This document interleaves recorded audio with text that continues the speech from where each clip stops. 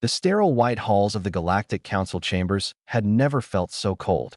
Alyssa stood before the crystalline podium, her hands trembling as she clutched the datapad containing the evidence. The holographic displays showed the wreckage, twisted metal, scattered debris, and one small shoe floating among the stars. The death was regrettable, High Chancellor Exorthax said, his three eyes blinking in what his species considered sympathy. But the child entered a restricted zone. Protocol demanded protocol. Alyssa's voice cracked. She was 7 years old. Her name was Maya.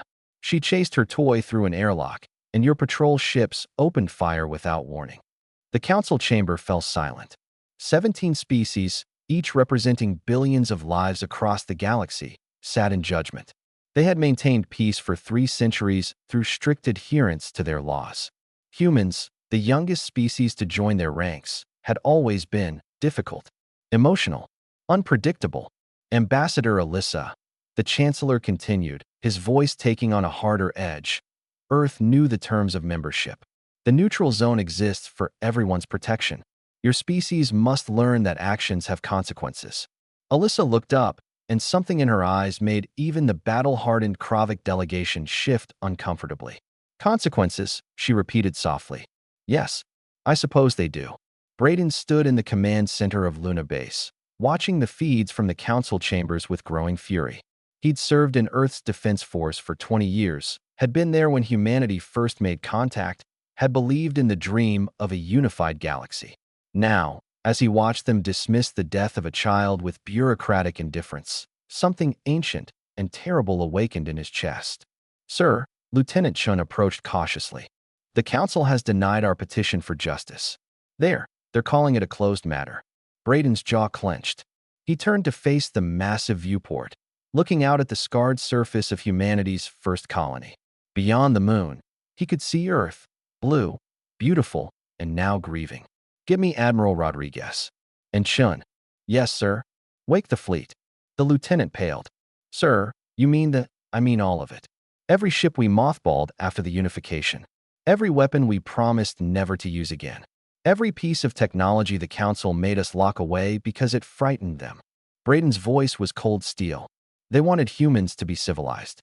They're about to remember why we survived long enough to reach the stars in the first place. The council reconvened 3 days later, expecting to formalize the closure of the unfortunate incident.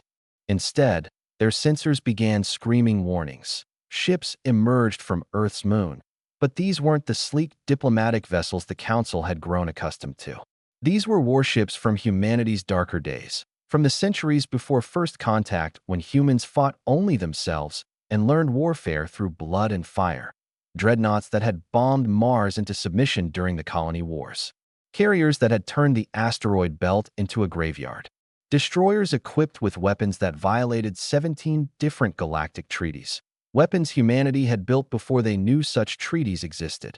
And at the head of the fleet, the Indomitable, humanity's first true warship, pulled from the depths of Earth's ocean where it had been scuttled as a gesture of peace. Alyssa stood on the bridge beside Brayden, watching the council's flagship attempt to hail them for the 7th time. They're panicking, she said quietly. Good, Brayden replied. Open a channel. All council vessels. When his face appeared on every screen across the council fleet, Brayden didn't raise his voice. He didn't need to. 300 years ago, humanity asked to join your council. We dismantled our weapons. We followed your laws. We believed in your promise of justice. He paused, and in that silence, ancient human warships moved into attack formation. Today, you killed a child and called it protocol. Commander Brayden, Chancellor Exorthax's voice was no longer smug. This is an act of war against the entire council. Earth cannot possibly.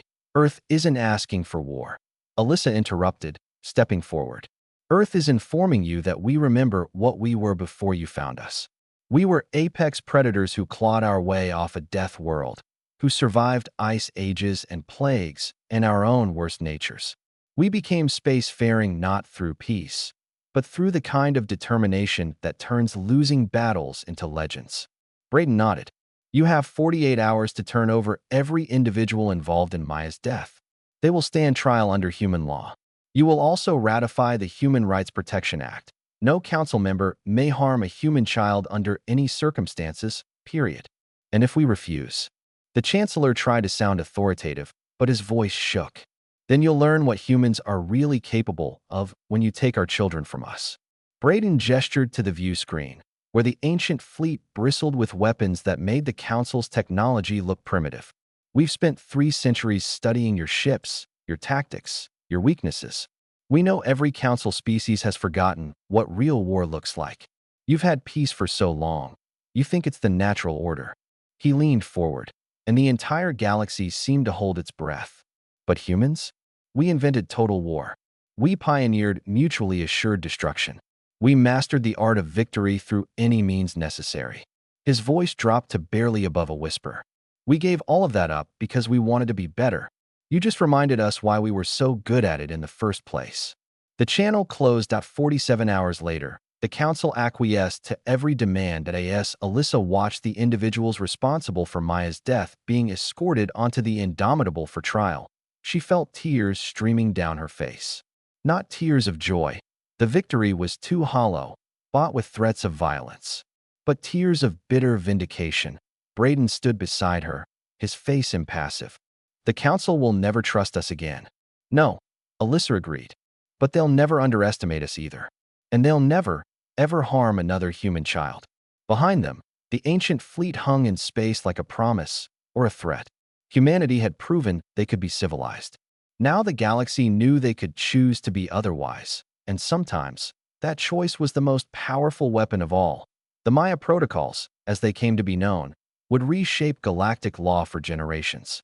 But in the quiet moments, in the spaces between stars, some whispered that humanity had revealed something the Council feared more than any weapon. That beneath the diplomacy and culture, humans remained what they'd always been, survivors who would burn the galaxy down to protect their own.